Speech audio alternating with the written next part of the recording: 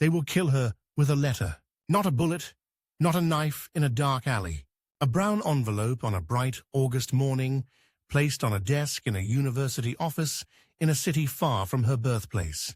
When Ruth First opens it, years from now, the explosion will tear through walls, shatter windows, and stop every conversation mid-sentence.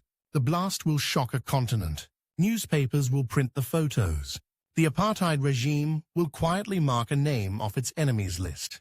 But to understand why a government fears a woman with a pen so much that it decides to blow her apart, you have to go back to the very beginning, long before the bomb, long before the exiled professor, to a girl growing up in Johannesburg who believes that words can rearrange the world. Ruth is born on 4th May 1925 into a city that smells of dust and dynamite. Johannesburg, carved out by gold and greed, is a place of sharp contrasts, white suburbs with trimmed hedges, and townships where the air is thick with coal smoke and exhaustion. Her parents, Julius and Tilly First, are not neutral observers in this landscape. They are Lithuanian Jewish immigrants, communists, troublemakers by choice. In their small, book-cluttered house, politics is not something you read about in the newspaper. It is something you breathe every day. On the dining table, next to plates and cutlery, lie pamphlets and pamphlet drafts. Names like Marx, Lenin, Luxembourg. Ruth learns to pronounce them before she can fully understand them. When she asks her mother why there is so much shouting in the living room at night, Tilly tells her in a low, steady voice, "Because if we don't shout here, one day people will be shot there," and points vaguely out toward the city, toward the mining compounds, the segregated streets. From the beginning, Ruth's childhood is an argument against silence. At school, she is the child who asks the wrong questions at the wrong time. "Why do the black girls clean the classroom and we don't?"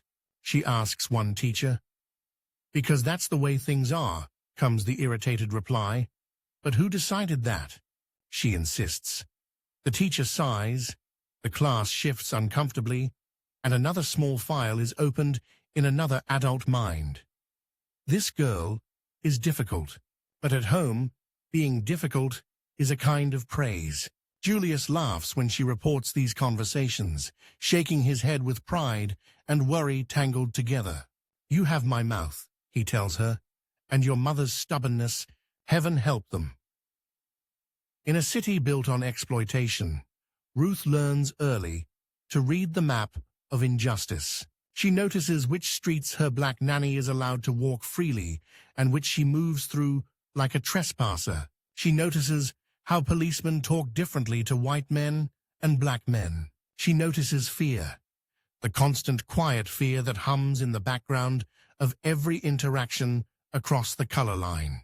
By the time Ruth reaches her teenage years, the world is at war. Newspapers carry photographs of Hitler, marching troops, and collapsing cities. At the same time, South African politics tightens, hardens. The word communist becomes more dangerous in a country that already mistrusts dissent. The dinner table arguments grow more urgent. The first home is watched more closely. Yet for Ruth, this scrutiny is intoxicating rather than frightening. She feels as if she is growing up inside the engine room of history. At the University of the Witwatersrand, WITS, Ruth walks into a new kind of battlefield. The campus is an island of relative mixing in a sea of segregation, a place where white and black students share lecture halls, if not equal lives. It is here that Ruth finds her voice sharpened and amplified. She joins student organizations, debates in crowded rooms that smell of chalk and sweat, writes furious notes in margins of handouts, and it is here that she meets her first real rival. His name in this story is David, a tall, quick-speaking student journalist with a polished accent and a neatly pressed shirt. David writes for the campus newspaper with an ease that annoys Ruth. He is clever, entertaining, and cautious. He believes in reform, in slow change, in working within the system. He will interview professors about academic policy and publish pieces about student facilities, sprinkling in mild criticism like seasoning, just enough to taste, never enough to burn. Ruth finds his writing infuriating. Across the newsroom table, under flickering fluorescent lights, she watches him dismiss more daring story ideas with a practiced smile. Too radical, he says. No one will print it, and if they do, they'll shut us down. You want to be effective, Ruth, not heroic. He is the first person to tell her that there are limits, that power can only be pushed so far before it pushes back. He is not a villain. That would be easier. He is ambitious, he is charming, and he is wrong in ways that will define the rest of her life. In that cramped student newsroom, their rivalry begins. Two versions of journalism facing each other like opposing armies. His approach, careful, tactical, always calculating how to survive. Hers, impatient, moral, reckless in the best and worst senses of the word. They compete for column space, for influence, for the attention of the same readers. Sometimes Ruth wins, sometimes David does. Each victory leaves a thin residue of resentment. But while campus politics reveal ideological fault lines, the outside world is changing faster and more violently than any student debate. In 1948, the National Party wins the election and begins officially building the machinery of apartheid, turning prejudice into policy, segregation into law. Words like Group Areas Act and pass laws start to appear in headlines, codes for broken homes and shattered lives. Arbitrary cruelty becomes bureaucratic procedure. For Ruth, the election result feels like a personal insult. She is 23 years old, newly graduated, and the country has taken a hard turn in the opposite direction from everything she believes. Instead of discouraging her, this shock crystallizes her resolve. The stakes are suddenly clear. This is not a debate. This is a war of ideas, of laws, of who gets to be fully human in the land of their birth. She joins the Communist Party, following the path her parents once trod. She goes to meetings in back rooms that smell of damp and cigarette smoke, takes notes as older comrades map out strategies on chalkboards. She listens to trade unionists describe working conditions in the mines, to domestic workers describe humiliation in white households. Anger settles deeper into her bones, not as a flare of emotion, but as a steady, guiding heat. Around this time, she meets Joe Slovo, another young communist, a law student with a wry smile and an unshakable belief that liberation is possible.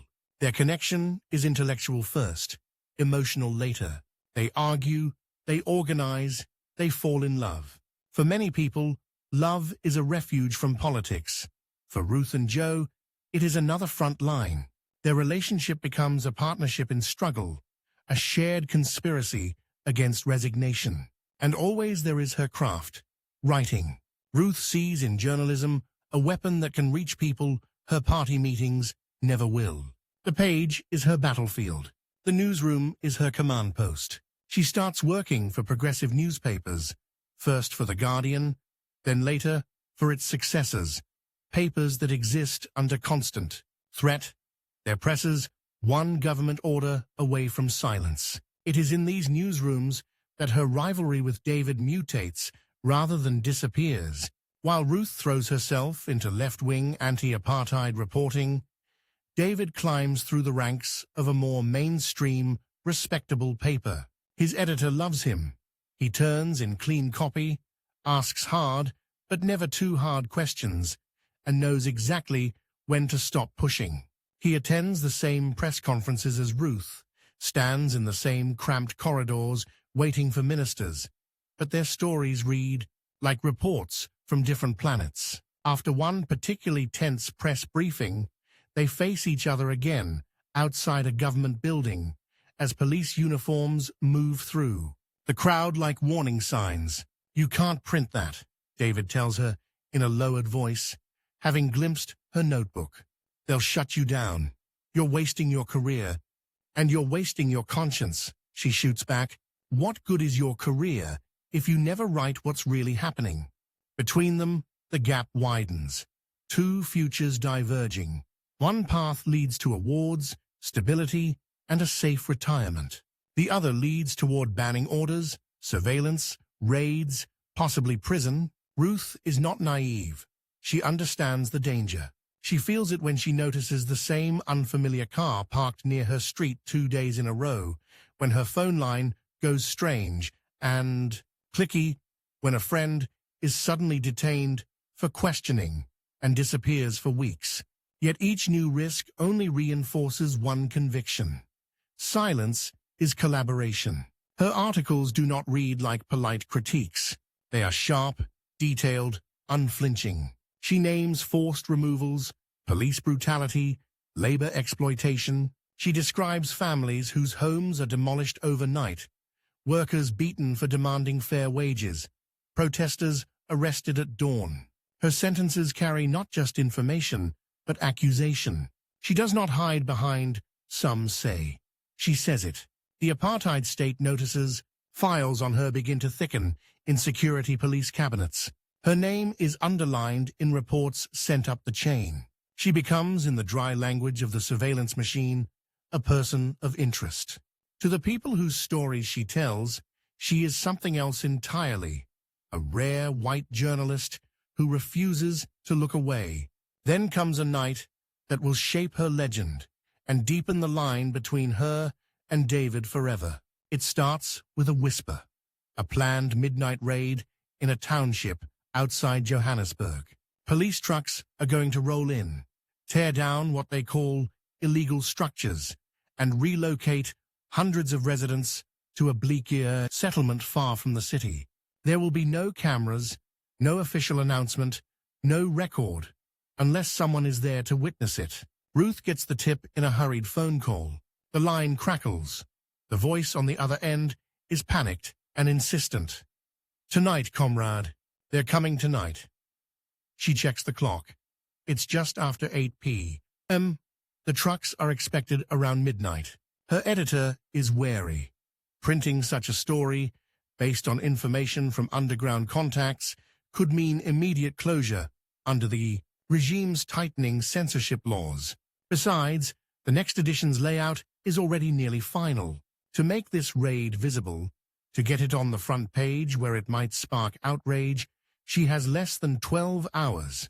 This is her first explicit, brutal time limit. She must get there, see it, document it, get back, write it, and push it through skeptical editors, all before dawn, before ink meets paper, before government censors wake up, scan the news, and start banning paragraphs. If she misses this one narrow window, hundreds of people will vanish into bureaucratic darkness, with nothing but rumors to prove they were ever violently uprooted.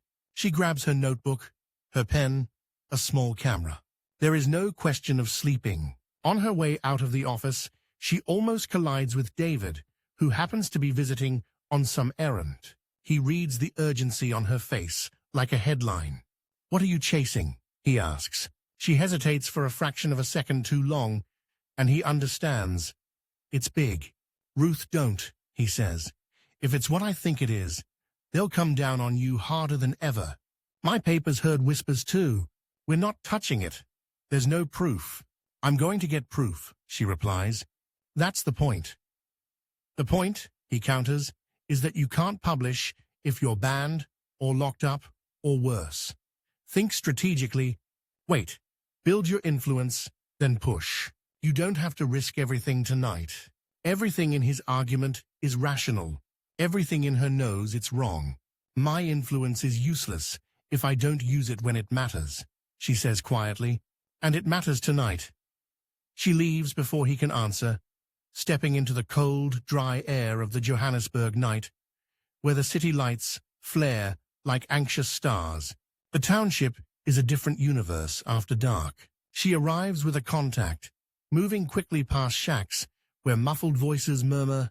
People are already awake, restless. Rumors travel faster than trucks. Mothers pack small bundles. Fathers argue in low, bitter tones about whether to resist or submit. Children cling to adults with wide, frightened eyes. When the police arrive, the noise is like a physical blow. Engines roar, metal clangs, shouted orders slice through the night in Afrikaans and English. Men with rifles spill out of vehicles, their boots pounding the dirt. Bulldozers crawl forward with slow, terrible inevitability. Ruth stands slightly back, notebook open, hands shaking, not from cold, but from rage and fear fused together. She knows that being spotted could mean arrest, or worse. She also knows that if she looks away, the story will disappear. So she watches. She writes. She sees a woman screaming as her house, 4 walls of corrugated iron and toughness, comes crashing down, possessions spilling into the dust. She sees a teenager shoved to the ground for shouting at an officer. She hears a police commander barking about cleaning up this place as if he's talking about litter. Each detail fixes itself in her mind with brutal clarity. Each one is a future sentence. Hours later, as the first grey light creeps into the sky, she sits in the back of a car with blistered eyes and cramped fingers, scribbling phrases, structuring paragraphs in her head. Time is closing in on her. She reaches the newsroom just as the city begins to yawn awake. Her editor looks at her like she's wild. She is wild. Her clothes smell of dust and sweat. Her hair is tangled, but her eyes are bright with a terrible focus. "I have it," she says. "Names, quotes, dates. I've seen it. We need to run this today." The editor hesitates, tapping a pencil against the desk. The government hates these township stories, especially when they have specifics. The paper has already been warned. One more provocative front page could be the last. There is, unspoken in the air, another pressure. David's paper will almost certainly not run the story at all. If Ruth's paper does run it, they will be alone, exposed. A single target is easier to hit. "You have 3 hours," the editor finally says. "Front page leads. If we're going down with this, it has to be perfect. No mistakes, no holes." Now the time limit shrinks. 3 hours to compress a night's worth of horror into an article that cannot be dismissed as rumor, that cannot be legally erased, with a lazy phrase like unconfirmed allegations. 3 hours to turn memory into evidence. She sits at her typewriter like a soldier at a gun emplacement, fingers hammering the keys. The newsroom around her blurs. Every sentence is a decision. Every adjective is a risk. Her own future narrows to a series of choices about words. At some point in that frenzy, she sees David standing in the doorway, watching. Their eyes meet for a moment. He gives the smallest shake of his head. It is not mockery, not exactly. It is a warning, and perhaps an admission. He would not go this far. He would not cross this line. He would not bet his entire career, his safety, on one night in one township.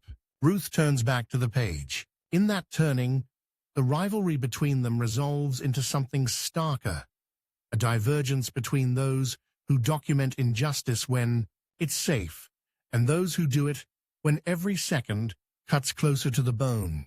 When the paper hits the streets hours later, the story explodes like its own kind of bomb. People in cafes, on buses, in offices, read about bulldozers at midnight, about families loaded into trucks like cargo, about a city that pretends to sleep while whole communities are uprooted. Some are outraged. Some accuse her of exaggeration, of treason, of inciting unrest. Government officials grind their teeth. Security police make new notes in thickening files. Inside her, as the backlash begins, Ruth feels something else. A terrifying, exhilarating certainty. This is what she is for. The price will be high. She knows that now more clearly than ever. But the line she crossed that night, between describing the world and confronting it, between safe reporting and dangerous truth, cannot be uncrossed. From here on, every choice will be measured against that night's deadline, that moment when she had only a few hours to decide what kind of journalist, what kind of human being she was willing to be. And as the state begins sharpening its tools against her, as her name moves higher on secret lists, the countdown toward that distant, deadly letter, still years away, still unimaginable, quietly begins. One day, they will lock her in a cell so small she can touch both walls without straightening her arms. They will take her watch, her pen, her books, even her shoelaces. They will strip her of every object that could mark the passing of time. On paper, she will become just a number in a prison log. On the same day, in the streets outside those prison walls, people will pass around her articles like contraband, whisper her sentences to each other as if they were passwords. That double life, enemy of the state, voice of the people, doesn't begin with a bomb or a courtroom. It begins with a series of choices that look at first like ordinary workdays. After the midnight raid story, the ground under Ruth's feet shifts. The phone rings more often. Strangers begin their calls with, "You don't know me, but I read your piece." Her desk fills with folded notes, names and addresses, fragments of horror. A miner beaten, a union organizer disappeared, a family living in a tent after an eviction. It is as if, by printing one forbidden night, she has given people permission to tell the truth. The state notices that too. Plainclothes policemen linger just a little longer outside the office. A man from the security branch drops by to speak to the editor, his voice soft, his eyes flat. He does not threaten, he does not need to. His presence says enough. We see you, we see her. For Ruth, the danger becomes a daily companion, like the smell of ink and newsprint. It's simply there, in the background, humming like an electric wire. Her rivalry with David sharpens in this new atmosphere. His paper runs cautious editorials about law and order, pieces that might mention the unrest in passing but never dwell on the causes. When Ruth exposes yet another forced removal, David's column calls for balance and warns against irresponsible journalism that inflames tensions. He never mentions her by name, but in the newsroom, everyone knows who he means. They run into each other often, in court corridors, outside police headquarters, at press briefings where ministers stare at the reporters, as though choosing targets. Their conversations are sparring matches. "You're burning your bridges, Ruth," he tells her one afternoon outside a magistrate's court, as police load arrested protesters into the back of a van. "You think the regime won't last forever, but what if it does? What if this is your whole life? Then I refuse to spend it pretending not to see," she says. "You could do more good inside the system," he insists. "If you had influence, access to lies is not a privilege," she cuts in. "An influence that never risks anything is just vanity." He flinches just slightly. The van doors slam shut behind them with a hollow metallic finality. The shouts of the detainees linger in the air like smoke. If this is a rivalry, it is not about who writes better. It is about whose vision of the future will win. His bet is on survival. Hers is on transformation. Only one of them can be right. In the early 1950s, the struggle in South Africa surges into the streets. The African National Congress, the South African Indian Congress, and other organizations launch the Defiance Campaign. Ordinary people deliberately break apartheid laws, sitting on whites-only benches, entering segregated railway stations, marching without permits. The state responds with batons and arrests. Ruth is there, note in hand, when a line of volunteers steps calmly into a whites-only entrance at a railway station, knowing they will be dragged away. She watches policemen, faces tight with anger, shove old men and young women alike into vans. Every arrest is both a wound and a statement. This is what the law truly looks like. She writes it all down.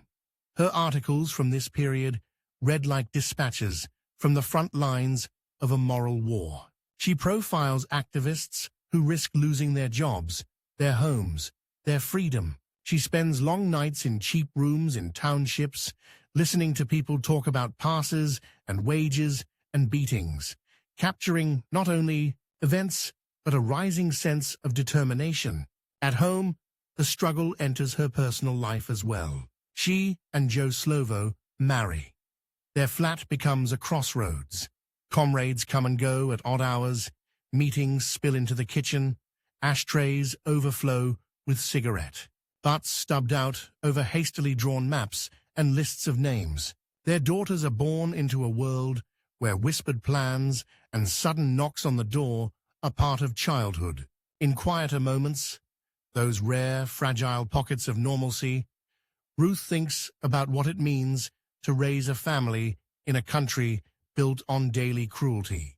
There are nights when she lies awake, listening to the city's distant growl, and wonders if one day her children will blame her for choosing this life, for dragging them into danger. Then another story arrives, another atrocity carried on the breath of a frightened caller, and the question answers itself. What kind of mother would she be if she did nothing? Her work draws her deeper into the orbit of the emerging mass movement. She becomes close to leaders in the Congress Alliance, the loose coalition of organizations opposing apartheid. She is not content simply to report on them. She wants to help shape their message, to give their ideas language sharp enough to cut through apathy. In 1955, something extraordinary happens in a dusty field in Cliptown. Thousands of delegates gather for the Congress of the People.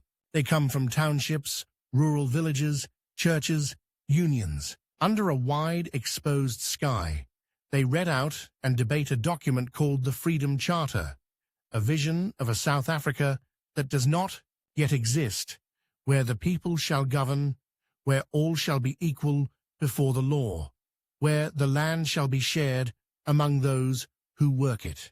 Ruth moves through the crowd with her notebook, the air buzzing with possibility and danger. Police circle the meeting like vultures. At any moment, they could charge in, shut it down, arrest everyone present. As speakers read the clauses of the charter, voices rise in affirmation. For a few electric hours, it feels as if the future is being written in the open, in defiance of every law that says these people do not count. At the edge of the gathering, she spots a familiar figure. David, notebook in hand, watching. He is working on a color piece, as his editor calls it, something that captures the spectacle without endorsing the politics. His article will mention the festival atmosphere, the multiracial crowd, the high-flown rhetoric of equality, carefully framed as unrealistic. When their paths cross, he lifts an eyebrow. "Quite the show," he says. "It's more than a show," she replies. "It's a rehearsal for power, or for disappointment," he counters. "They're writing poetry, and the state has guns. Guess which wins?" She looks past him, at the sea of faces, at hands holding copies of the charter, like fragile treasure. "You're wrong," she says. "This won't be wasted. Even if they crush it, they can't unhear these words. Once people say out loud what they deserve, they don't forget." For a moment, something like doubt flickers across his face. Then he shrugs, as if pushing the thought away. "We'll see what the courts say when the charges come," he answers. The twist arrives faster than either of them expects. The state gathers its strength. In 1956, security police fan out across the country in a coordinated sweep, raiding homes before dawn. Doors splinter, cupboards are overturned, documents seized. One by one, activists are dragged from their beds, still shaking off sleep, children watching from doorways with wide, confused eyes. Ruth awakens that morning to fists hammering on her door. Her first thought is wildly practical. The pages.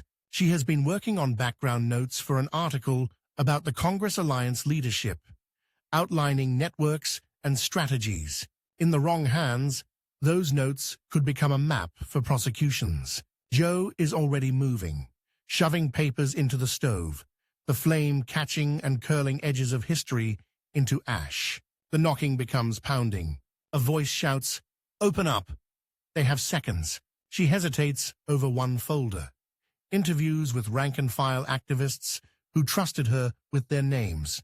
There's no time to burn it all. She grabs the stack, runs to the bathroom, turns on the tap, and shoves the papers into the water, watching ink dissolve like blood in a basin. When the door finally bursts open, the living room is smoky, the air thick with the smell of scorched paper.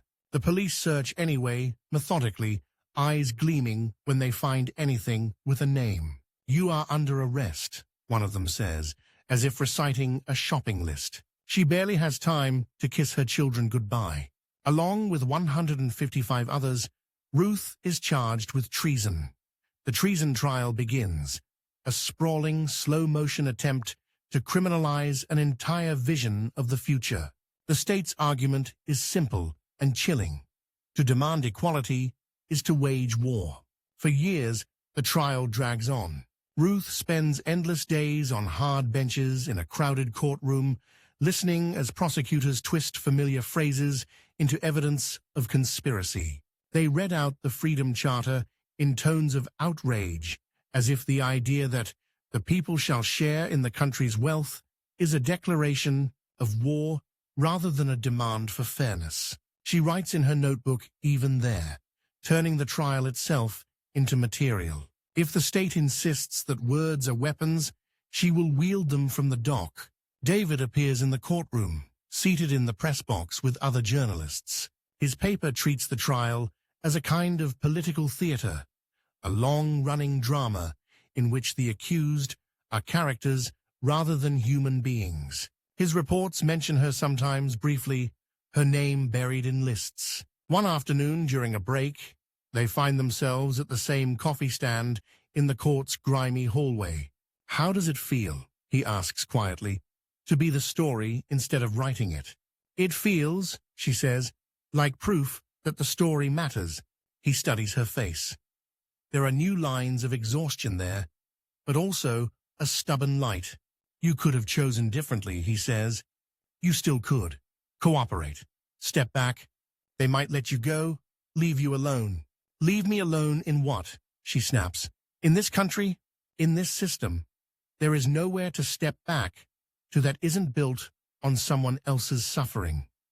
He looks away. He will not cross that line. Not now, maybe not ever. In 1961, after years of legal argument, the treason trial collapses. All the accused are acquitted. For a brief moment, it feels like victory. People embrace outside the courthouse, some laughing through tears. The state has failed to prove that demanding freedom is treason. But the trial has served its hidden purpose. It has consumed years of activists' lives, drained their energy, kept them tied up in legal knots while the machinery of apartheid grinds on. And while the formal acquittal is a triumph, the message is unmistakable. We can take your time whenever we want. Ruth walks out of the courtroom into a country that is, in some ways, even more dangerous than before. The regime has learned from its failure. It shifts tactics, from spectacular mass trials to quieter, more targeted repression. The next blow falls in Sharpeville. On 21 March 1960, thousands of people march peacefully to a police station, offering themselves up for arrest in protest against the hated pass laws.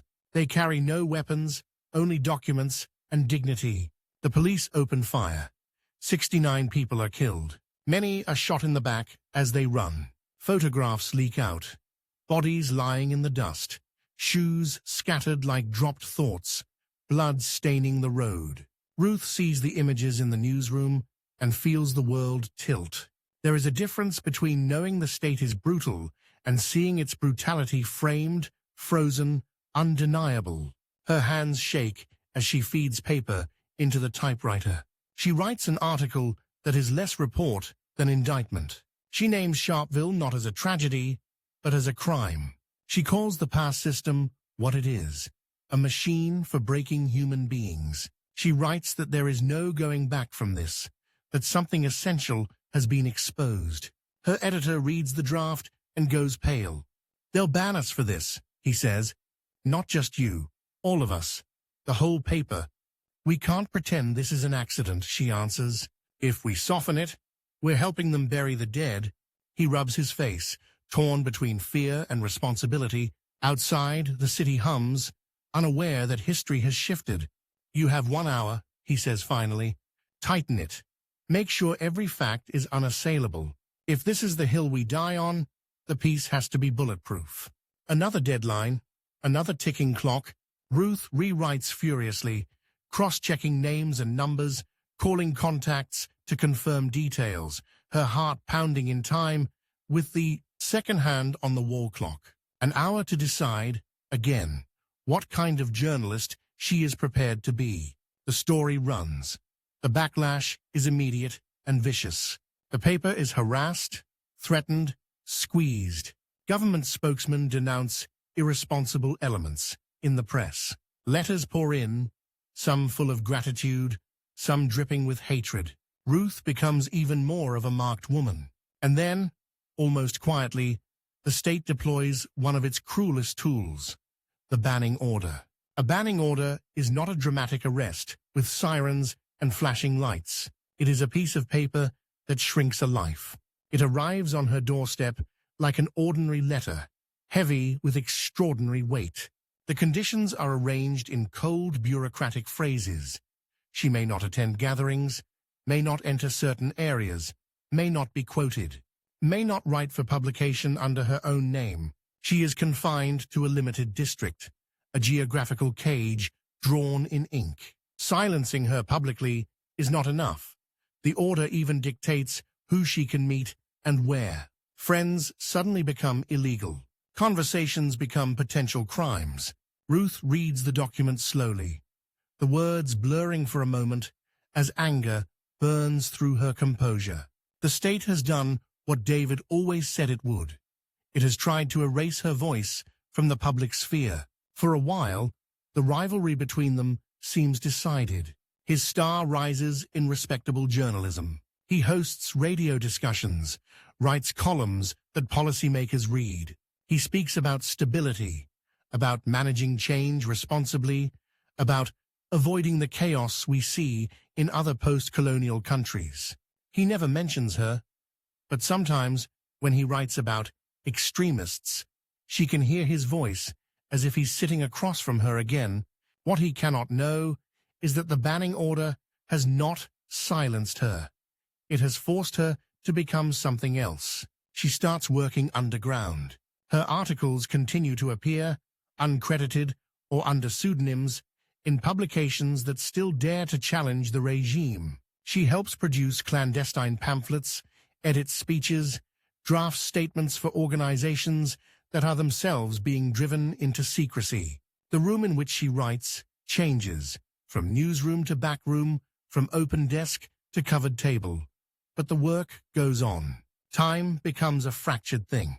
She can no longer attend public meetings, so information reaches her in fragments, whispered reports, smuggled notes, hurried visits. Each piece has to be verified, cross-checked, woven into a picture of a country that is tightening like a fist. The state adapts yet again. In the early 1960s, Parliament passes new security laws that allow detention without trial, initially for 12 days, later extended to 90 days in solitary confinement, renewable indefinitely, with no access to lawyers, no visits, no charges. It is a system designed not just to punish, but to break minds. Everyone in the movement feels the clock begin to tick in a new, terrifying way. Any knock on the door could be the one that starts a 3-month stretch in a windowless room. Any conversation could be replayed in an interrogation chamber. Trust becomes both more precious and more dangerous. Ruth knows with increasing clarity that her own countdown is accelerating. One evening, she hears David's voice on the radio, interviewing a senior police official about the new laws. His questions are firm but framed. careful not to challenge the core premise. Some argue, he says, that such measures are necessary to protect the country from subversion.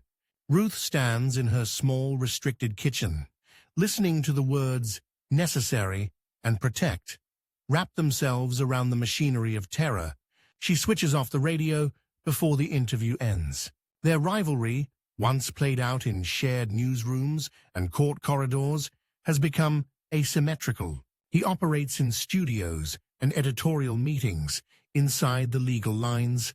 She operates in shadows and shrinking spaces, always a step away from the knock that will drag her into the cells. The twist is this: the very success of her work, her ability to expose, to connect, to inspire, has made her so dangerous to the regime that they have written a private deadline into her life. They have not told her when it expires. She feels that invisible clock now in every hurried meeting, every secret draft, every decision to pass on or hold back information. How much more can she do before the state moves from banning to confinement? How many more stories can she smuggle into the world before they shut the last door? Somewhere in a government office, in a file bearing her name, the answer is already written. But she will not see that line. Not yet. The knock comes at 3 in the morning. Not the angry pounding of a raid, not this time, just a firm, patient rapping that seeps into her half-dream like a dripping tap. Ruth lies still for a moment, watching the shadows on the ceiling. The clock on the bedside table glows 3:02.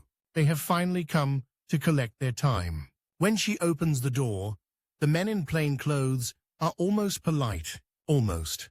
They show her a paper under the porch light, the ink glistening in the damp air. Detention under the 90-day law, one of them says, as if reading out a bus schedule. You may not contact a lawyer. You may not receive visitors. You understand. The words are familiar. She has written about this law, dissected it, warned what it would mean. Now the language folds around her like a trap she saw coming and still could not avoid. She has 5 minutes to pack. The officer checks his watch. We leave at 3:10. 5 minutes to choose what to take into avoid. She moves through the flat on autopilot, fingers brushing over objects that suddenly seem unbearably specific. A child's drawing stuck to the wall, a chipped mug, a dog-eared novel. She reaches for her notebook, then remembers, they will take that. They will take everything. In the end, she chooses almost nothing. A change of clothes, a toothbrush. She wants to hold her daughters, but the officer is at the door, clearing his throat. Time, always time, running out in the middle of the night. On the back seat of the police car, the city slides past. Silent, blind windows watching them go. Somewhere out there, printing presses sleep. Somewhere, somebody is already drafting the carefully worded press release that will deny this is political, deny this is punishment, insist it is investigation. In a different part of the city, David sits alone at his desk in the newsroom. The fluorescent lights humming. A short note lies on the blotter. Security branch took Ruth F. in the early hours. Check with police for confirmation. He reads it twice. His editor wants a brief, nothing more. Mention the law. Mention that it's routine, the man says, waving a cigarette. Don't turn her into a martyr. We are not running a campaign for these people. So David writes the paragraph that will appear the next day in his paper. The language is cool, detached. Under recently enacted security legislation, journalist Ruth First was detained today for questioning. Police say the measure is part of wider investigations into subversive activities. He knows what is happening to her will not fit into 4 lines of copy. He writes them anyway. The cell they put her in is smaller than her children's bedroom. The walls are bare, painted a color that might once have been white, now stained with the fingerprints and shoes of previous occupants. There is a single, narrow bed, a thin mattress, a bucket in the corner, a bare bulb that burns without mercy. They take her watch. They take her belt and shoelaces, as if she is a danger even to herself. Time, in here, is no longer measured in minutes or hours. It is measured in interrogations, in footsteps in the corridor, in the scrape of the food tray at the door. The first days are a blur of questions. They put her in a chair under the white light and ask about everything. Names, meetings, articles, conversations, pamphlets. They ask about Joe. They ask about leaders of the band organizations. They ask the same questions again and again, circling back, checking for cracks. They do not beat her, not in ways that will leave marks. Instead, they exhaust her. They keep her awake. They drag her from cell to interrogation and back until her thoughts fray at the edges. They leave her alone, just long enough for hope to flicker, then call her out again. "What are you protecting them for?" one officer asks, his voice almost gentle. "They won't protect you. They're out there free. You're in here. You think they're thinking about you tonight?" She has learned to see the hook behind the words. Loneliness as a weapon. Isolation as leverage. She answers as little as possible, the way the lawyers advised before they disappeared from her world. Name, address, occupation. Beyond that, she tells herself, silence is a kind of speech. The 90 days begin to stretch, elastic. Inside, without a clock, time warps. Days bleed into nights. The bulb never goes out. She paces her cell, counting steps, inventing routines. She recites whole articles in her head, reconstructing them sentence by sentence, as if they're rosaries, each line a bead to hold on to. She talks to herself aloud, just to hear a human voice. It is not heroism, it is survival. The twist comes quietly, in a single sentence, dropped by a warder who has grown careless. As he slides the food tray through the slot, he mutters, "You're back on the clock from today." "Back?" she asks, her throat scratchy. He realizes he has said too much, but shrugs, almost bored. "They can renew it. Another 90 days. Didn't they tell you?" Of course they did not tell her. The law allows detention for up to 90 days, renewable indefinitely. Each cycle can be reset, like flipping a switch, 90, 90, 90, until the numbers mean nothing. For the first time, true panic claws at her, not because she fears dying in this place, but because she fears dissolving here, losing the edges of herself, the rhythms that make her Ruth, and not just prisoner number whatever. How do you measure courage when the finish line keeps moving? Outside, the world continues. People queue for buses. Newspapers arrive on doorsteps, folded into neat rectangles. Somewhere, in a downtown office, David types up a story based on a police briefing. Security sources indicate that detentions under the 90-day law are proving effective in disrupting subversive networks. He reads the sentence back and hears the hollowness in it. Effective at what? Breaking people? Erasing them? He hesitates, fingers hovering over the keys. He could phrase it differently. He could add a line about the psychological toll of solitary confinement, about concerns raised by human rights advocates. He deletes the thought. The paper will not run it. His editor has already said, "We're not Amnesty International."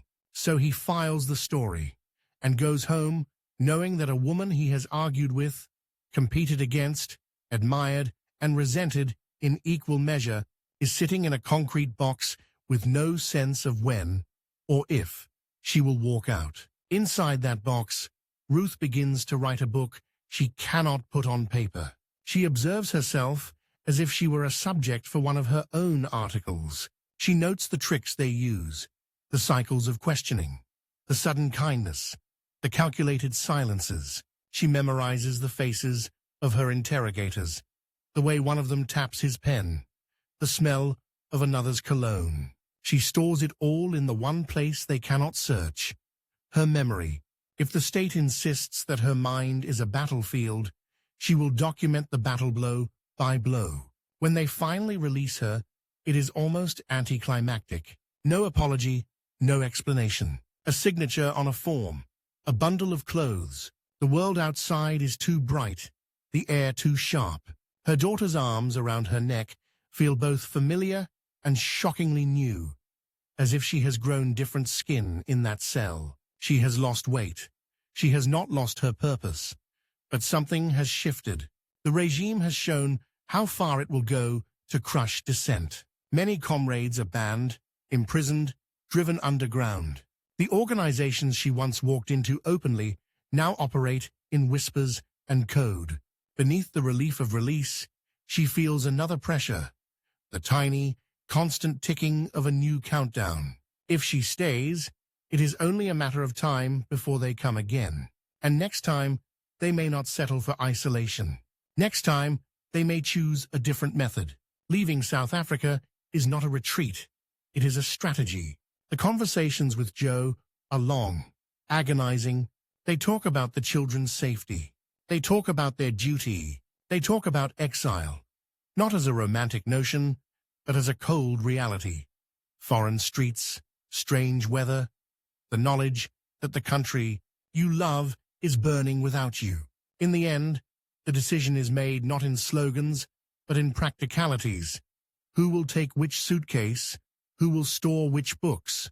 Where the letters will be sent? They fly out under their own names, carrying the weight of all those who cannot leave. London greets her with grey skies and a different kind of indifference. No pass laws, no signs on benches, no police checkpoints demanding to know why her skin is the wrong color for this part of town. On the surface, it is a relief so profound it feels almost obscene. But exile has its own architecture of loneliness. In a small flat with unreliable heating, Ruth builds another battlefield. Her desk becomes a command post again, not for daily news, but for something slower, heavier. The work of understanding how systems of domination function, how colonialism mutates, how liberation movements survive. She turns her skills as a reporter into those of a researcher. She digs into archives about Southwest Africa, that strip of land her own country administers as a colony. She traces lines of ownership and power. Who holds the mines? Who profits from the cheap labor? Which international companies sign which contracts? Her findings become a book. Southwest Africa, a rigorous indictment disguised as calm analysis. She writes late into the night, the London rain tapping at the windows, the kettle boiling for the fourth time. Her children sleep in the next room. Joe comes and goes, smuggling information, attending meetings, building the external wing of the struggle. Each page she types is an attack on a system that once tried to trap her in a windowless cell. The state notices, even from a distance. In Pretoria, reports on her publications pile up on desks. Her name appears in intelligence memos. First, Ruth, currently abroad, continues hostile activities via propaganda. They cannot reach her physically, but they can mark her as a target in absentia. In South Africa, David reads her book.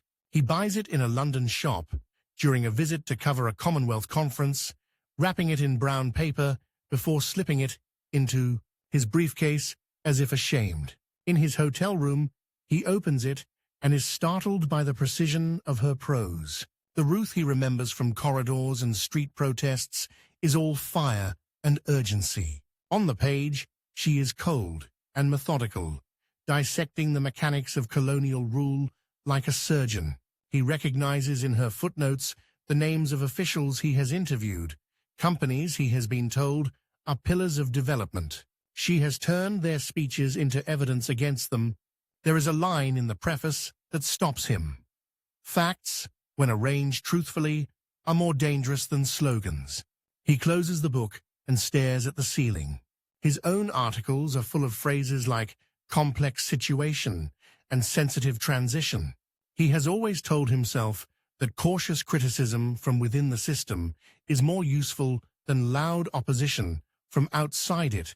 Her work is a rebuke to that comfort. Ruth does not stop at one book. She turns her 90 days, actually longer, 117, into a memoir, 117 Days, an anatomical report on what solitary confinement does to a mind, how it twists perception, how one fights back with memory and stubbornness.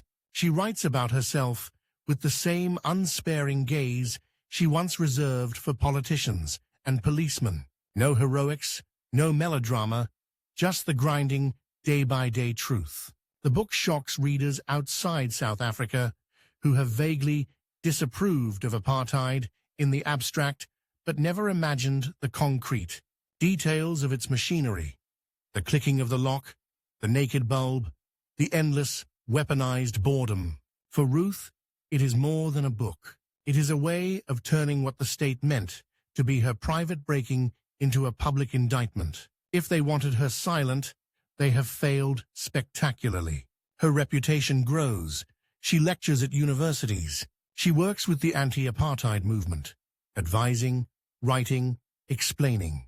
She is invited to conferences where people speak about decolonization in the polite language of resolutions. She listens, then stands and describes, in careful detail, what a pass law raid looks like at dawn. At one such conference, in a hall painted a tired institutional cream, she spots a familiar profile in the audience. David. His hair is thinner, his suit more expensive. He is here as a correspondent, sending back dispatches about the future of Southern Africa for his still respectable paper. They lock eyes for a moment. The years in between collapse into a single long argument. After her talk, sharp, unsentimental, full of dates and casualties, he approaches. "You've become quite the academic," he says, attempting lightness. "I've become what your system pushed me into," she replies. "An exile with too much time to think." They walk out into the drizzle, the conference buzz fading behind them. "You know," he begins, "your book about the detention, I read it." And she does not give him an easy path. "It's devastating," he admits. "You know I never supported the worst of it, the torture, the laws. You supported the rest," she says quietly. "The language, the excuses, the gradualism, you helped them seem reasonable." He winces. "There are constraints," he says. "You think I can just write what you do? They'd fire me. They'd shut the paper down." She stops on the wet pavement, turns to face him. "There's a fire in your building either way, David," she says. "You can choose whether your job is to report the smoke or to write about how the curtains are lovely this season." The words hang between them. He looks up at the low London sky, as if searching for a different horizon. "What if it all ends badly?" he asks. "What if you tear everything down, and there's only chaos?" "Then we'll build something in the rubble," she answers. "Better that than living in a house built on bones and pretending not to hear them." He laughs once bitterly. "You haven't changed." "I have," she says. "You just don't like the direction." They part with no reconciliation, only an uneasy acknowledgement. Their rivalry has become transnational now, a clash of narratives echoing across oceans, but history is not finished moving. In 1975, Mozambique wins its independence after a brutal war against Portuguese colonial rule. The new government, led by Frelimo, invites comrades from across the continent to help build a different kind of state. For Ruth, the invitation is more than professional. It is a chance to return to Africa, to live in a place where liberation is not a theory, but a daily, difficult practice. She and Joe move to Maputo, the capital, a city perched on the edge of the Indian Ocean, its streets filled with the dust of recent battles and the raw energy of people trying to invent a future. She is appointed Director of Research at the Center for African Studies at Eduardo Mondlane University. Her office overlooks a campus where students argue under palm trees about Marx and Fanon, about peasant struggles and urban workers, about literacy campaigns and land reform. The air is thick with mosquitoes and possibility. She helps design courses that treat colonialism not as past tense, but as living structure. She supervises young Mozambican researchers as they interview peasants in newly liberated zones, map out the economic sabotage being waged by Rhodesia and South Africa, track how foreign companies adapt to the new reality. She insists on rigor. Revolution without analysis is just noise, she tells her students. You must know how your enemy thinks. Numbers matter, facts matter. We lost too much not to get the details right. In staff meetings, she argues with comrades about policy, about priorities, about the balance between theory and practice. She is not blinded by romance. She sees the shortages, the bureaucratic mistakes, the creeping temptations of power. She criticizes, not to undermine, but to keep the dream honest. At night, Maputo lies under a velvet sky streaked with the echo of distant gunfire. The old colonial powers may be gone, but their allies are not. The apartheid regime in Pretoria views this new socialist government on its doorstep as a direct threat. Somewhere, in a different office now, South African security operatives mark Mozambique on maps with red circles. They know that ANC exiles are gathering there, training, planning. They know that Joe and Ruth are among them. They know that ideas cross borders even more easily than people. One day, in a briefing room in Pretoria, Ruth's photograph is tacked onto a board. High priority, an officer says, tapping the pin into the wall. Agitator, propagandist, influential among intellectuals, uses universities as cover. They draw lines from her face to others. Joe, fellow researchers, ANC cadres, a network traced in ink that will one day translate into explosives and shrapnel. In Maputo, she wakes before dawn, not knowing her name is being spoken in rooms that smell of cigarette smoke and paranoia. Her sense of urgency grows. Time presses on her from multiple directions.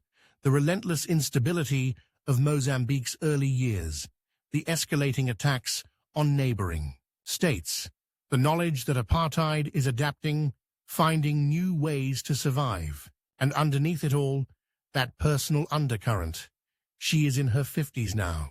How many more years of this can her body endure? She throws herself into work, as if trying to outpace the clock. She travels to rural districts, notebooks filling with testimonies from villagers rebuilding their lives between landmines and drought. She writes reports on how imperial economic systems mutate even after flags change. She advises the ANC on strategy, warning against easy slogans, urging deeper understanding of the forces arrayed against them. Her days are long, her nights truncated. The strain shows in the lines around her eyes, in the way she rubs her temples when reading under the weak office lamp. Some evenings, she and Joe sit on the balcony of their flat, watching the sea turn black. He talks about guerrilla operations, about armed struggle. She talks about political education, about the danger of becoming what you fight. Sometimes I feel like we're trying to change the direction of a river with teaspoons, he says. Then we keep scooping, she replies, until the water notices. Far away in Johannesburg, David hears about Ruth's work in Mozambique. Officially, his paper treats Maputo as a curiosity, a place of shortages and slogans, an experiment likely to fail. Unofficially, the security briefings he sometimes sees, always off the record, always confidential, tell a different story. ANC camps, training, political schools. Her name appears again in memos he is not supposed to read. He finds himself in a familiar bind. He could talk about it, hint at the scale of apartheid's regional wars, the destabilization campaigns, the cross-border raids, but his editors recoil at anything that smells of disloyalty in a time they describe as security challenges.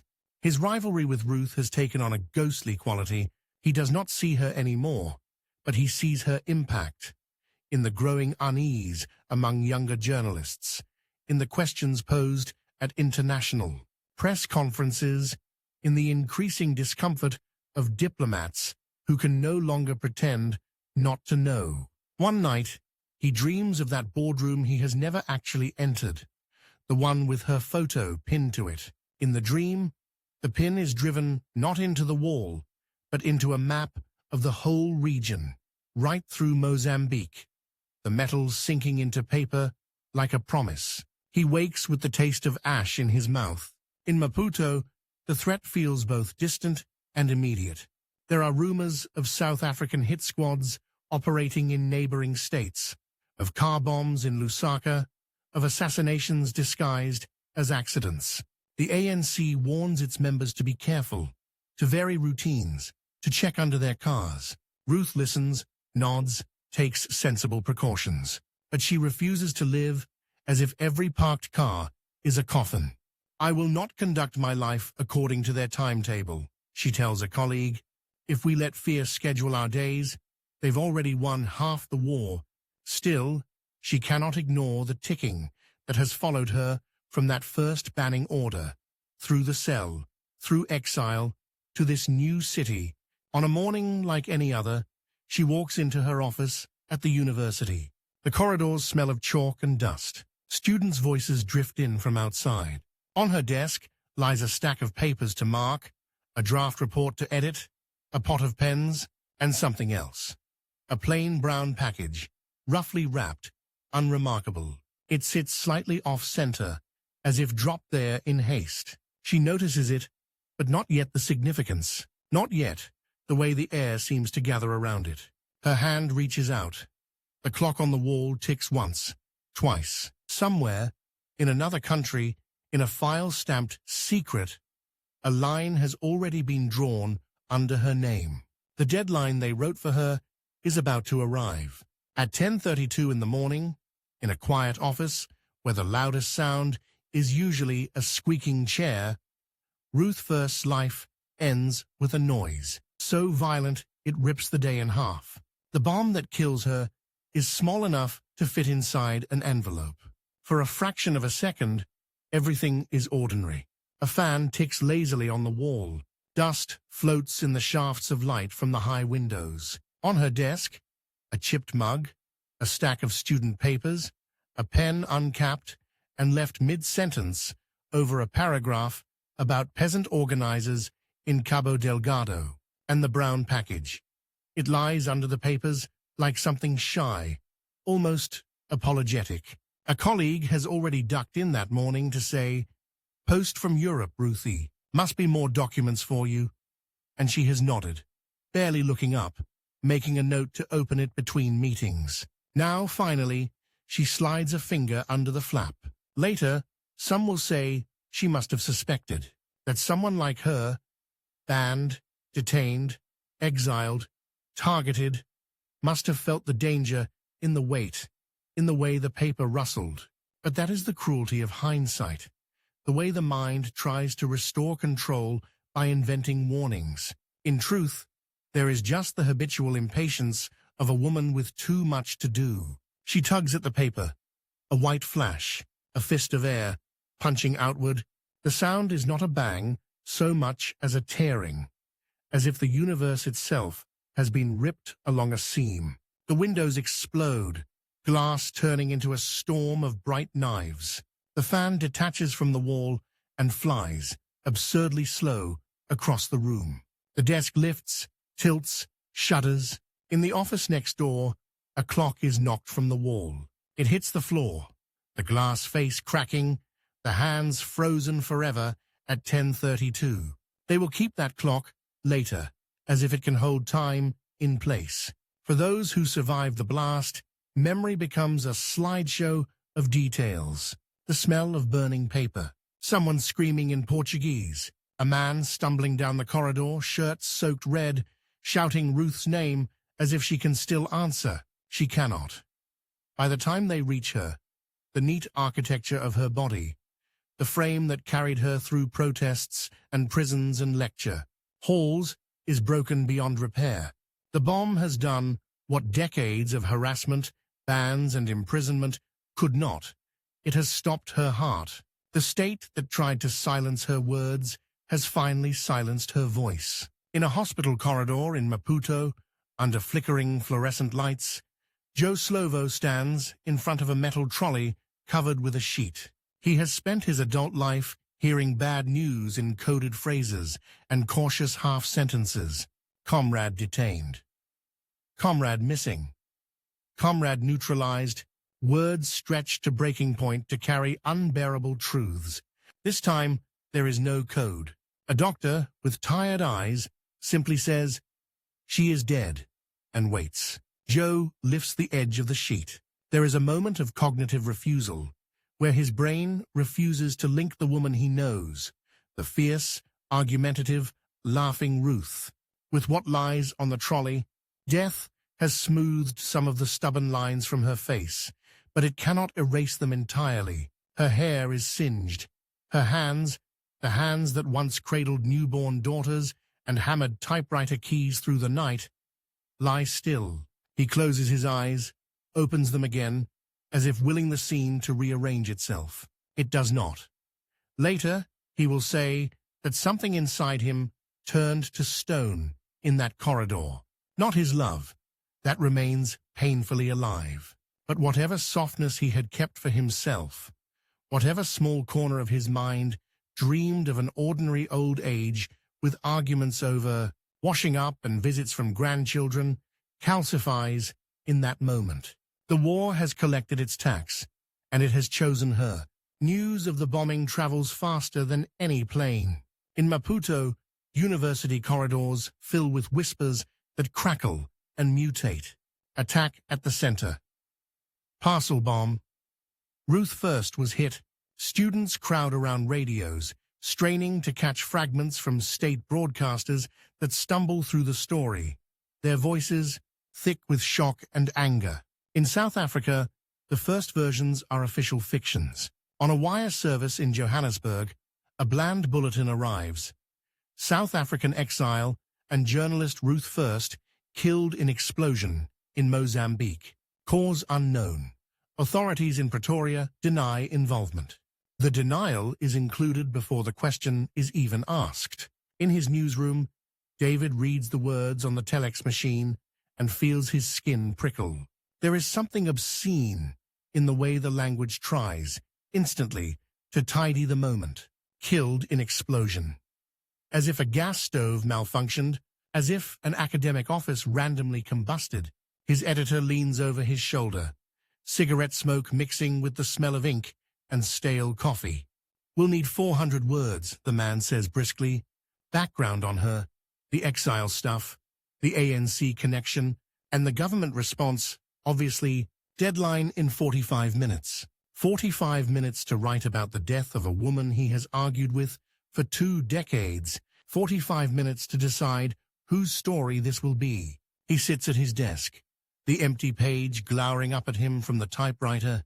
Around him, the newsroom buzzes, telephones ringing, copy boys weaving through the desks with battered folders, the clatter of keys, a kind of mechanical rain. He knows the script he is supposed to follow. She is to be sketched as a controversial figure, a prominent member of banned organizations, a long-time critic of the government. Her death will be framed as part of the ongoing instability in the region. The South African government's denial will be foregrounded, presented as one side of a two-sided story, as if reality itself were a matter of balance.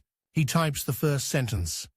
Ruth First, a South African-born journalist and academic, long associated with anti-government activities, was killed yesterday in an explosion at a university in Mozambique. He stops.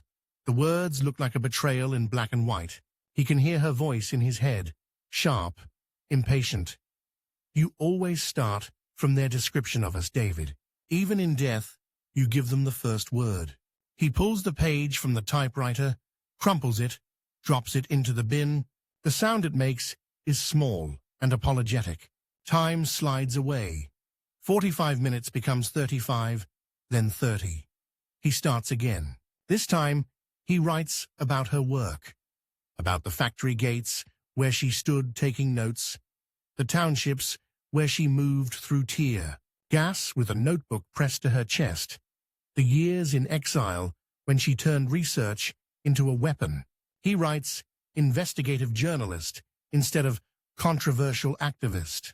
He writes parcel bomb instead of explosion. He writes, and with every line he can feel the invisible perimeter he has learned to stay behind. At the bottom of the page, when he has reached his allotted 400 words, he hesitates.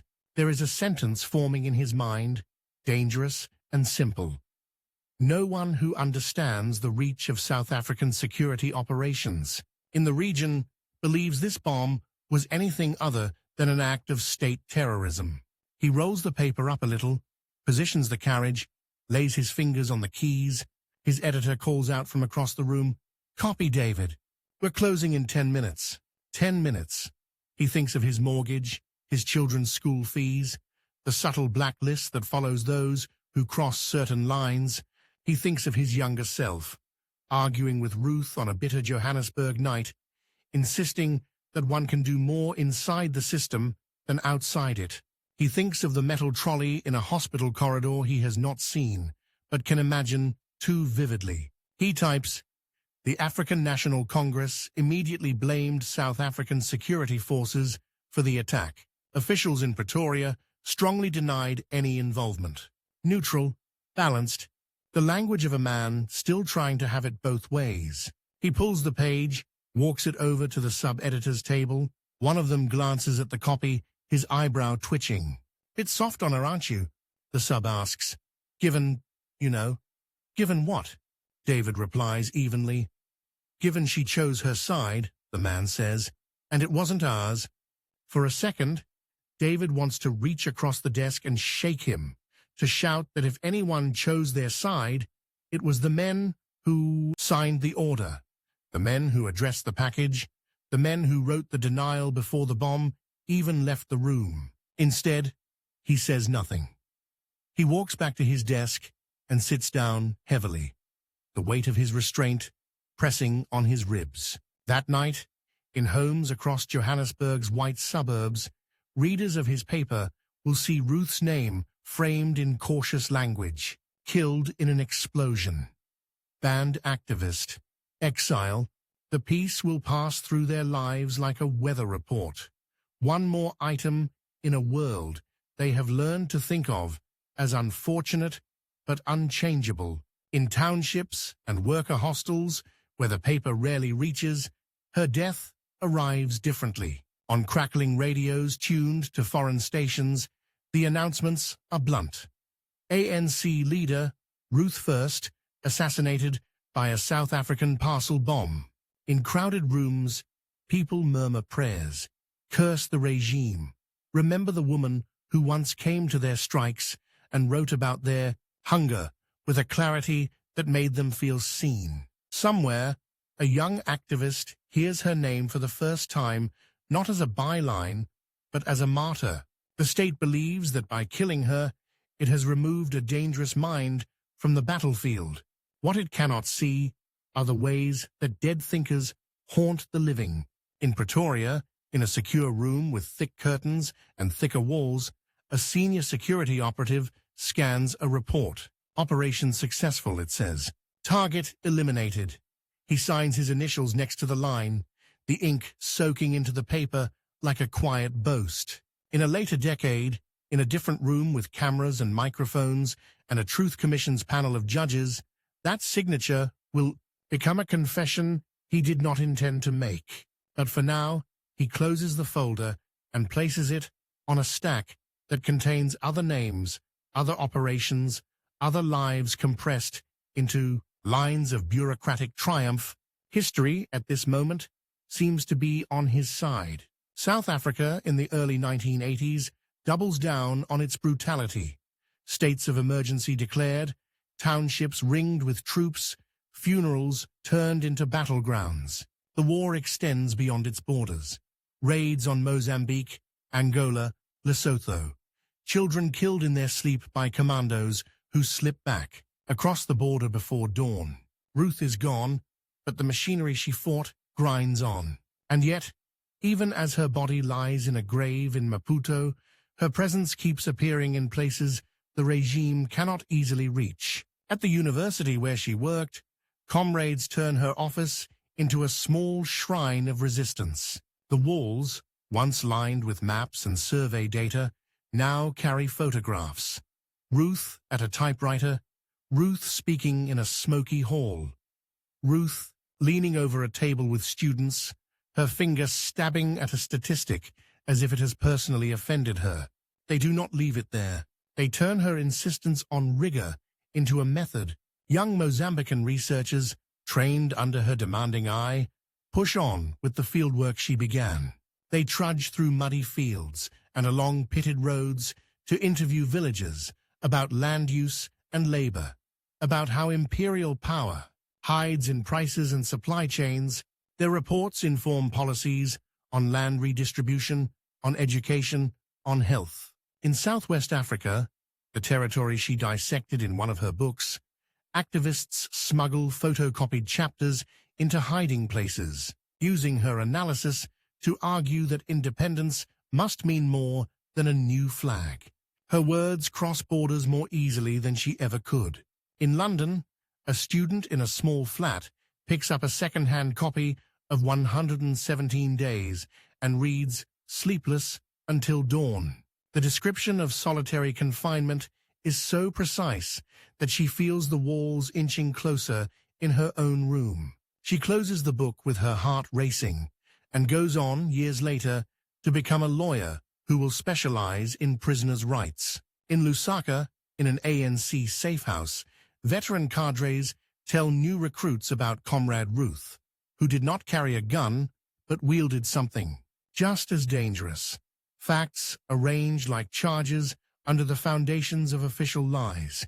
In a Johannesburg suburb, in a house with neat hedges and a swimming pool, David's teenage daughter finds her father's battered copy of Southwest Africa on a shelf and begins to read. She knows only fragments of the woman whose name is on the cover. That Dad used to argue about her with his friends, that she died in an explosion somewhere up north. The book's prose is anything but explosive.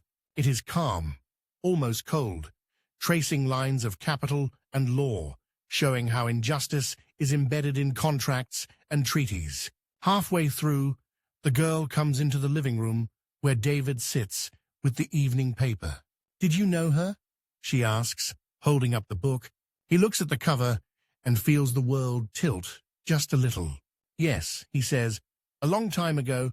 She's angry," the girl says thoughtfully, "but it's like the anger is under the surface, like a kind of ice." He swallows. "She thought anger was wasted if you just shouted," he replies. "She thought you had to make it do some work." "Did you like her?" his daughter asks. He thinks of debates in smoke-filled rooms, of eye rolls and sharp jokes, of that last conversation in the drizzle outside a London conference when she told him the house was on fire and he was writing about the curtains. "I respected her," he says carefully. "It is not the whole truth." Years pass. Ruth's assassination recedes into the list of atrocities the regime pretends not to have ordered, and the opposition refuses to forget. Then, in the mid-1990s, the country she fought for becomes something it has never been: a democracy. Nelson Mandela walks free and then walks into office. The flag changes, the laws change. The men who ran the security apparatus find themselves facing a new kind of summons, not to plan operations, but to account for them. A Truth and Reconciliation Commission is established, a national ritual of testimony and amnesty, confession and performance. For 2 years, the country sits in front of televisions and radios, listening to victims and perpetrators speak into microphones about things many have pretended not to know. David is assigned to cover the hearings. He sits in a hall in Pretoria, his notebook open, his pen poised, as former security policemen, generals, and foot soldiers file in and sit at a table opposite the commissioners. On the agenda one day, the parcel bomb in Maputo. He feels the hairs rise on his arms when he sees the words on the printed schedule. Incident: assassination of Ruth First. The man who ordered the operation, now graying and paunchy, leans toward the microphone. He speaks in the neutral, bureaucratic tone of someone reading a manual. We were concerned about the threat posed by the Center for African Studies at Eduardo Mondlane University, he says. It was being used as a front for ANC activities. We identified Ruth First as a key figure. A decision was taken to remove her. Remove. Even now, the language reaches for distance.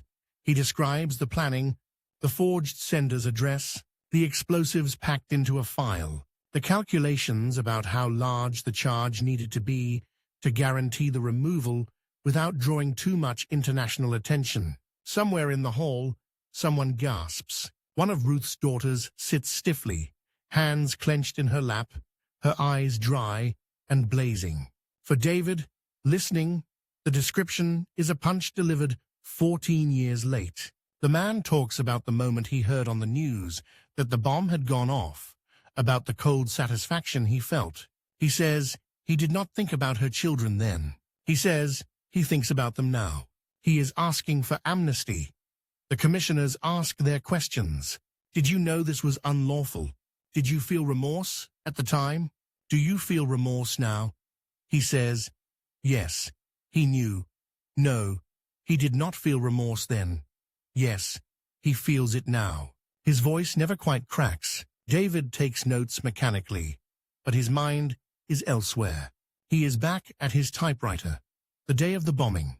The blank page, the sentence he did not write. After the session, when the hall has emptied and the cameras have been packed away, he sits in his car and stares at his own reflection in the rearview mirror. He is older now, hair thinner, hands marked with veins and sunspots. The deadline for his story ticks in his mind like a metronome. He could again write the cautious piece. Former security policeman admits role in controversial killing. Ruth First's family expresses mixed feelings about amnesty process. Complex emotions as past is revisited.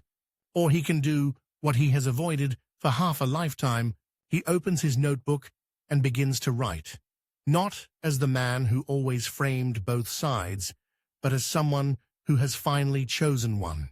He describes the cold, administrative language of the killer. He quotes in full the line about removing Ruth. He writes about her as more than a victim, as the researcher whose work helped unravel a colonial occupation, as the journalist who taught South Africans to read between the lines. He writes about the way her death symbolized the regime's war on thought itself. He does something he has never done in print. He writes about his own complicity. I reported her death once in the language the state preferred, he types. Today, listening to the man who ordered the bomb, I realized how our choice of words made such deaths possible.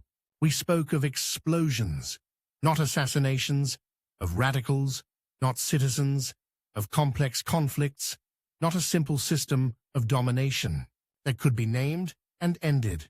He knows this paragraph may not survive the editor's pencil, but the man who used to be terrified of losing his job now feels a different fear, that he will reach the end of his life having never said out loud what he knows to be true. When the story appears the next day, some of the rawest lines have indeed been cut. The paper is still cautious. Old habits do not dissolve overnight, but enough remains. Readers see, perhaps for the first time in that publication, the words assassination ordered by the apartheid state printed without euphemism. They see Ruth's name not as a footnote, but as a headline. Somewhere, in a university lecture theatre in Johannesburg, a young woman who has grown up under the new flag attends a seminar titled Ruth First and the Politics of Evidence. She has never known pass raids or bannings. For her, apartheid is something her parents mention in stories, an almost mythical weight in the past. In the lecture, the professor does not romanticize. He shows photographs of Ruth at work, quotes from her investigative pieces, slides from the TRC hearings where her killer spoke. He asks the students to read extracts from 117 Days, to pay attention to how she describes the small details of confinement, The pattern of cracks on the wall, the sound of distant traffic, the way the mind tries to cling to routine. What do we learn from this about power? He asks. Hands go up. That it's not just in laws, but in how they're enforced. One student says that they used boredom as a weapon. Another adds. The professor nods, pleased. And what do we learn about resistance? He presses. A pause. That it's accumulation, the young woman ventures. Not just big heroic acts. She remembered everything. Even that was resistance. He smiles. Outside, the city hums. Buses grinding up hills. Street vendors calling their wares. Office workers checking their phones. A billboard advertising a mobile phone network carries the slogan, "The future is now." The future, for which Ruth First risked and then lost her life, is imperfect. Inequality persists. Power still cloaks itself in technical language and respectable suits. There are new scandals, new injustices, new ways of not seeing, but there are also public hearings where victims question ministers. There are journalists who quote banned documents without fear. There are universities where courses named after Ruth First teach students to follow money trails, to decode legalese, to never accept the official version as the only version. On a winter evening, years after the TRC, Joe Slovo's health fails. Cancer has been gnawing at him. He dies in 1995, after serving in the first Democratic government. At his funeral, old comrades speak not only about his role in the struggle, but about the woman whose absence has shadowed his last 13 years. They say her name as if it is a necessary correction to the story, a missing piece that must be slotted back in. One of their daughters, now a woman with lines of her own around her eyes, stands at the podium and talks about parents who were often far away, who measured time in meetings and missions rather than birthdays and holidays, but who taught their children that comfort, built on injustice, is just another kind of cage. She mentions the bomb without dwelling on it. We live, she says, in a country neither of them would recognize, and yet in many ways it is exactly what they worked for. Flawed, noisy, open. If there is a lesson in their lives, it is that freedom is not something you win once and hang on the wall. It is something you have to keep proving exists every day with your actions. In the front row, David sits with a program on his lap, his journalist's notebook tucked away in his pocket. He is long retired now. The young reporters who once looked up to him have moved on to other idols, other mentors. Some years earlier, he gave a talk at a media school and surprised even himself by telling the students not about access and sources and balance, but about a parcel bomb and a deadline and the sentence he did not write. He listens to Ruth's daughter and feels not absolution, but a kind of uneasy peace. The rivalry that once defined so much of his life, the competition in newsrooms, the arguments over drinks, the contemptuous glances across conference halls, has become something else entirely. She won, he thinks, in the only way that matters, by forcing the country to see itself. He leaves the funeral and walks through streets that now carry names like Freedom, Democracy, and Ruth First. The sun is sharp on his face. He passes a mural painted on the side of a school. A woman with dark hair, pen in hand, her eyes focused on something outside the frame. The caption reads simply, "She wrote what they wanted buried." At night, in homes across South Africa and beyond, Ruth's books remain on shelves. Some gather dust, others are pulled down, underlined, argued with. Her sentences, precise and unsparing, continue to detonate softly in the minds of those who meet them. The bomb that killed her stopped one heart at 10:32 in the morning on a winter's day in Maputo. The charges she laid with her work, lines of truth threaded through archives, testimonies, and statistics, keep going off, one by one. Whenever someone reads and understands and decides that the official story is not enough, Time, that old adversary, cannot detain her now. It can only keep making room for more people to discover that a life can be lived with such relentless attention to reality that even those who tried to erase it end up, in the end, telling her story for her.